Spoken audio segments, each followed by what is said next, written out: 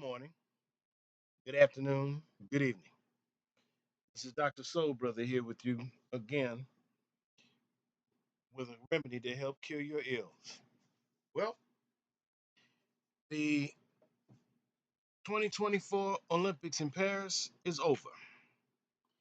We have to say that everybody, and when I say everybody, and people globally on the world stage gave it their best shot, did very well, and the U.S. did exceptionally well on the track. Let me say this right out the gate.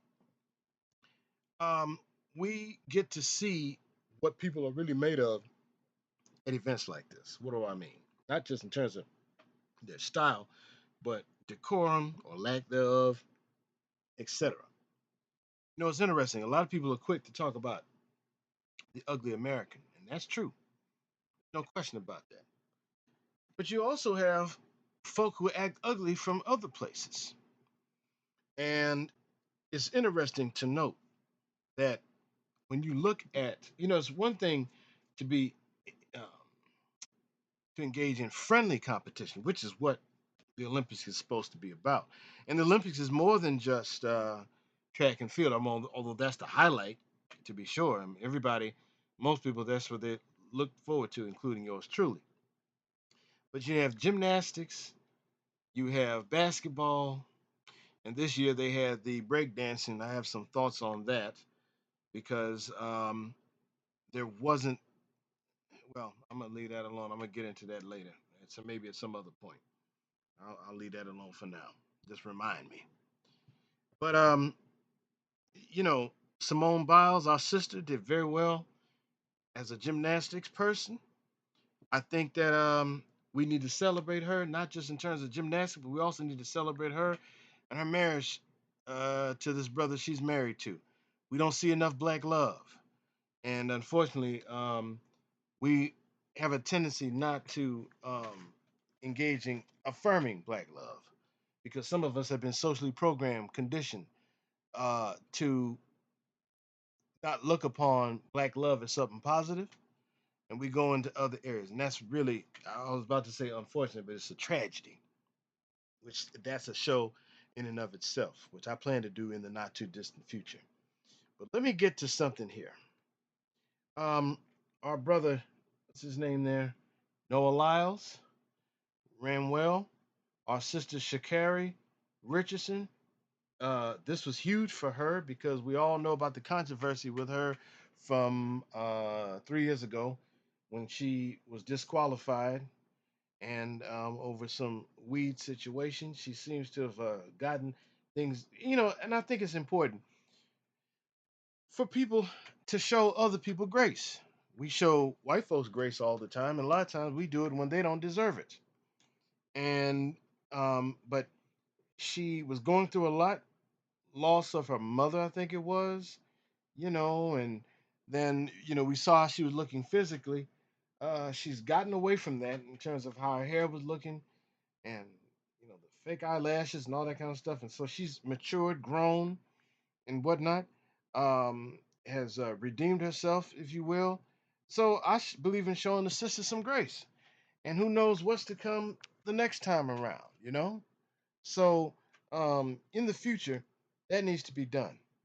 But I want to get to the meat of this. Um, we saw in the women's 100-meter hurdles, Massai Russell. Sister, you repped well. Not only did you rep your country, you rep your community. We salute you for this. I mean, you was, as we used to say when I was growing up, you was booking. You was straight booking. Well, Jasmine, is it Camacho Quinn? I need to address this. This is a woman who, if you remember, 3 years ago in 2021, represented Puerto Rico. Here's the thing: she's not Puerto Rican born. She's born here, and one of her parents is Black American, the other one is Puerto Rican. But she has chosen to rep Puerto Rico. And I have an issue with that, and I'm gonna tell you why. For too long, Black America, those of us Black Americans, those of us who have roots in this country, have been convinced, specifically by the quote unquote conscious community. I'm telling you, y'all have done some real psychological damage to our collective psyche. And we're trying to repair some of that stuff as best we can. I'm in my own way trying to repair. That's why you always hear me say, this thing about uh, remedies to cure your ills. This is one of them because a psychological job has been done on us. But let me continue. She chose to represent Puerto Rico because she feels, and others like her, feel that America's no good. You know, um, the, the any place is better than America, and all this kind of stuff. And you rep this, rep that. Like there was some people, if you remember the runner, what's that brother's name? He ran back in the 2000s, Justin Gatlin, who ran on the American team. He was an American born and raised, but his parents are from Jamaica. And there were some people who felt that he should have been repping Jamaica and all this kind of stuff. Well, again, he wasn't born there. He was born and raised here. So you rep the country of your birth, unless, of course, you move to another country and become a naturalized citizen, aka, a new American citizen, which is what Sonia Richards Ross did. And that brings me to something that when she ran in 2008 and 2012, I think it was, yeah, there were people who looked upon her as if she had committed major treason because she was a Jamaican born young woman, but came to this country when she was in her, I think, junior high school years and became an American citizen in high school because there were friends of hers who were Black American. And to show some kind of solidarity with them, she took on American citizenship. And, you know, uh, I think was a noble thing to do. She went off to college, married a brother from Texas who was, has roots here. Uh, Goes to a Black Baptist church in Austin, Texas today. So folk need to lighten up and get a grip on that. And she clearly does not engage in Caribbean chauvinism. So just want to be clear to y'all out there who seem to have a problem with somebody like her who was repping the United States and running against the banner of the American flag and all that kind of stuff, need to get a grip because y'all don't do that when it comes to black folks over there in England and Canada, places like that. I think I might have addressed that before, but no, y'all don't do that. So you need to really get a grip on that. But getting back to this, um, Masai Russell whooped Jasmine Camacho Quinn. And to her, I say, that's what you get. Okay? You got whooped by your fellow countrymen. You can be Miss Puerto Rico all day if you choose to, but the fact of the matter is, you got whooped. And had you been on the American team, it wouldn't have been so bad. But you chose to jump ship and switch teams. Well, anyway, it's interesting that a woman named Akira Nugent, if I'm pronouncing her last name right, please let me know if I'm mispronouncing. I like to get people's names right. Who was representing Jamaica, and this is where I'm going to quote Mr. John Drummond, who was a guy who ran in the Olympics in the 1990s and I think 2000. Akira came in butt naked last. So it's interesting how, as I mentioned before, how you had these Jamaicans who were all you know hyped because the sister from um, what's that little island place there? Oh Lord, I'm drawing a blank. She was the one who caused her country to get a first time getting a medal in the history of the Olympics. There, um, somebody help me. Well, anyway, um, they were happy for her because she whooped the Americans in that race. So Jamaica wasn't doing that well. So what's interesting is that y'all the same ones who you think you're better than your fellow islanders. Yes, you do. Let's keep it a buck. Let's not get on here in front now. And yeah, but yet when it comes to beating the black Americans, you all for all of that. You see, that's the part that kills me. That's the part that kills me right there. You were all for that. So, in other words, it's like the white folks, the racist white folks who don't like their fellow white brethren who are poor whites. They feel that they're superior to them. However, when it comes to black folks, regardless of where you stand sociologically, economically, etc., to your status, at the end of the day, a poor white is better than a black person. Okay, that's what you're dealing with. So I'm saying that to say that's no different than the attitudes of some of these Jamaicans who are on social media and other platforms talking greasy, talking stuff about their fellow uh, Black American cousins, which is a term that Black folks from the Caribbean, Jamaica in particular, used to use in reference to Black folks in America. Well, that has since shifted, and I think I might have discussed that before, but that has shifted as a result of competition and not friendly competition either. But it is flipped because of that. There's a competitive streak that y'all have, but also, unfortunately, you've been listening to some Black Americans who, you know, feel that you are superior to them. That's the reality. You have a segment of Black America who feel that Black folks who are foreign are superior uh, to them. That's that needs to change. That needs to be abolished fast, quick, and in a hurry. 'Cause we can't have that. But let me move on. Um, it's interesting that you had Grant Holloway who got the gold, Daniel Roberts silver, a guy named Broadbell who represented Jamaica bronze. Okay, them cats was booking big time, and it's something.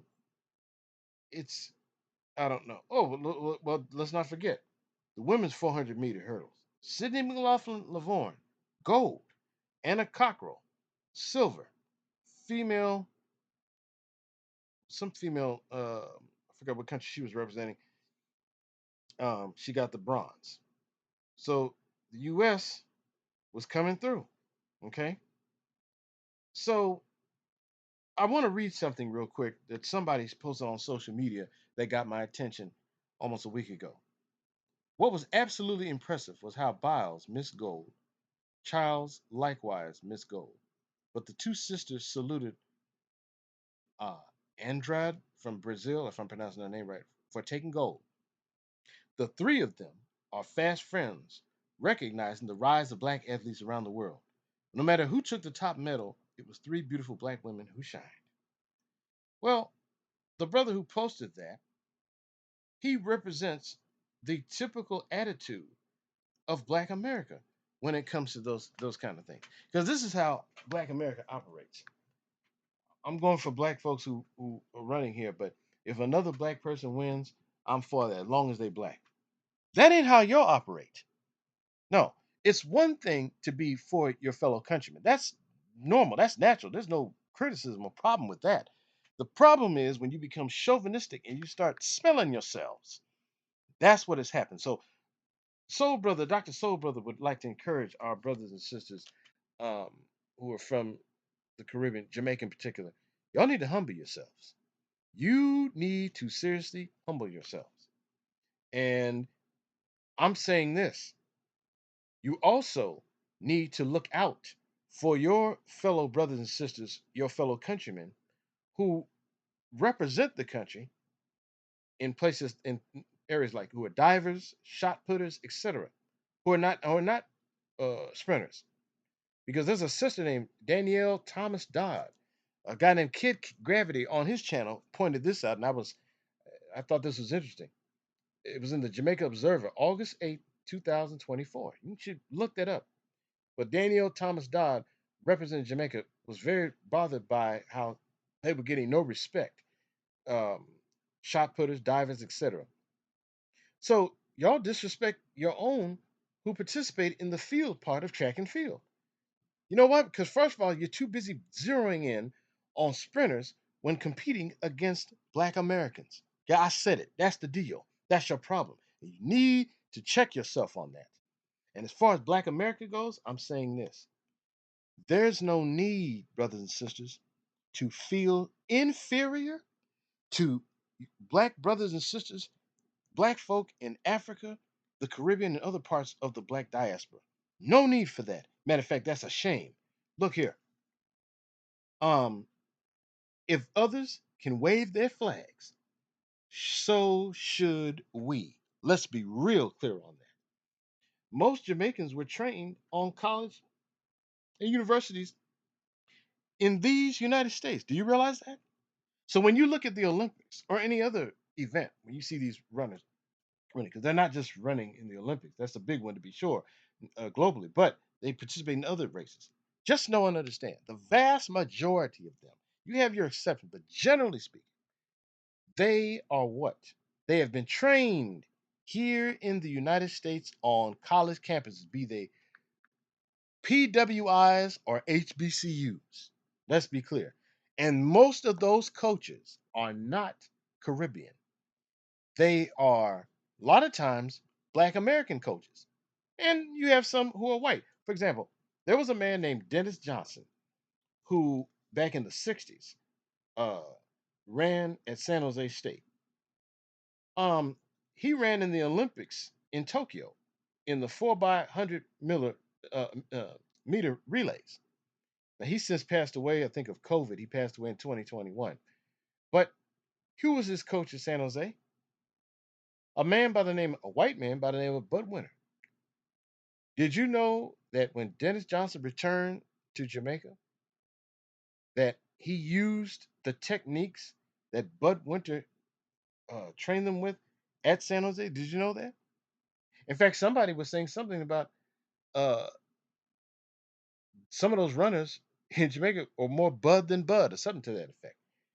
And when Bud Winter made a trip to Jamaica sometime later, I don't know if it was the 70s, 80s, sometime, he was so moved by the fact that Dennis Johnson did what he did in terms of um, teaching some of those same techniques that Bud Winter broke down and cried. So my point is that you guys don't get these things on your own. You've got to come back to the United States in some form or fashion. Period. Okay? Um, so I want to encourage more of our athletes, our black athletes here, to take pride in your heritage and lineage here in the United States. Don't you ever, ever, ever, ever allow any of these clowns to make you feel ashamed. You know, Dr. King used to say, no longer shall we be ashamed of being black. Black is beautiful. Well, I'm going to add something to this. No longer should we be ashamed of being American slash African American. That's who and what we are, whether we like it or not, and whether others like it or not. And if you want to jump on this bandwagon in trying to shame and guilt us of our American identity, you need to go kick rocks. Okay? Kick rocks. Because you are full of yourself and you are smelling yourself. And that ain't good. And we are not going to have it. So, going forward, now that this Olympics is done this year, going forward, when it comes to anything, not just as it relates to track and field and other areas, just our American identity, anybody, and I mean anybody, be they foreign or domestic, you jump up in my face and trying to uh, make me ashamed of who and what I am or who and what we are, when we get through with you, you're going to regret that you fixed your mouth to talk crazy. And that's real talk. Real talk. So let us continue to support our black brothers and sisters in the United States. Let us wave our flags. They are our flags too. When you see people waving their flags in the stands, that doesn't mean that they are signing off on American foreign and or domestic policies that are out of pocket.